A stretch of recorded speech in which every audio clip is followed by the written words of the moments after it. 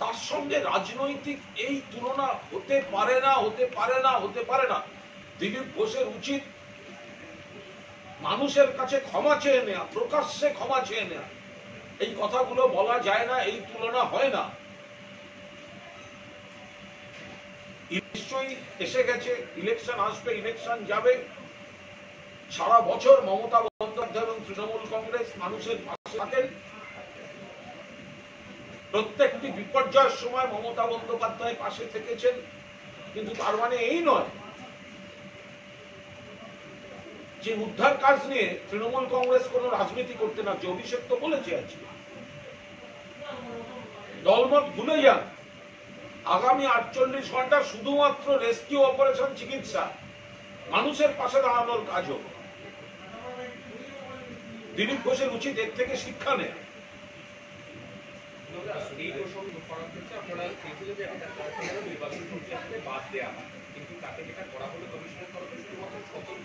খুশি অখুশির বিষয় নয়।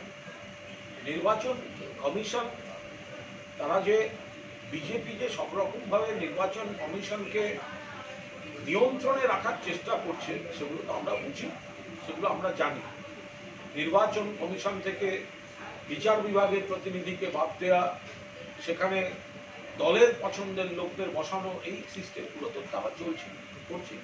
তা সত্ত্বেও আমরা একটা দাবি রেখেছিলাম, কারণ মুখ্যমন্ত্রীর পিতৃপরিচয় তুলে দিলীপ ঘোষ অপমানজনক মন্তব্য করেছিলেন।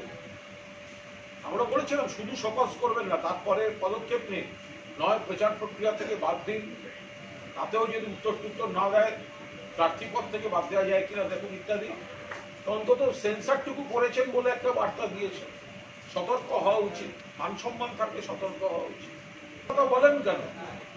যার সপক্ষে যুক্তি দাঁড় করাতে পারেন না, এমন কথা বলেন কেন?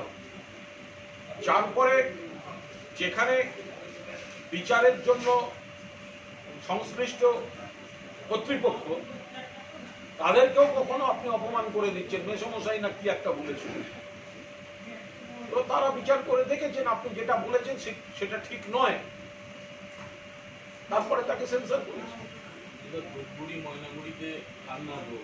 দেখুন, প্রাকৃতিক বিপর্যয় হয়েছে। মমতা বন্দ্যোপাধ্যায় চিরকাল, যখনই মানুষ কোনো বিপদে পড়েছেন, চিরকাল পাশে থেকেছেন।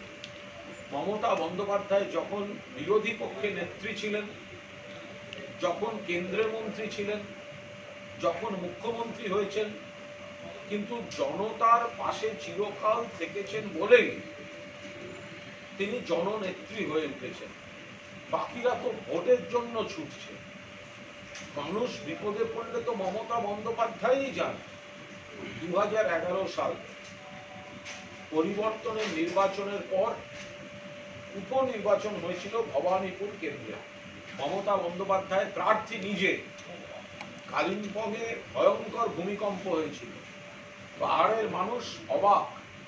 সকালবেলা ঘুম থেকে দেখছেন মমতা বন্দ্যোপাধ্যায় তাদের সামনে দাঁড়িয়ে। অর্থাৎ নিজের উপনির্বাচনের প্রচারেও তিনি যাননি, তিনি কিন্তু চলে গেছিলেন পাহাড়ের মানুষের পাশে। ফলে মমতা বন্দ্যোপাধ্যায় যে যাচ্ছেন, এটা চিরকাল তিনি মানুষ বিপদে পড়লে পাশে গিয়েছেন। মুখ্যমন্ত্রী হওয়ার পর প্রশাসনকে নিয়ে পাশে গিয়ে দাঁড়িয়েছেন। বাকিরা যারা যাচ্ছে তাদের তো অধিকাংশ সময় খুঁজেই পাওয়া যায় না। তারা তো মানুষকে বিপদে ফেলে। তারা তো এই গরিব মানুষগুলোকে 100 দিনের টাকা দেয় না, আবাসের টাকা আটকে রাখে। তারা তো রাজনীতি করে মানুষকে।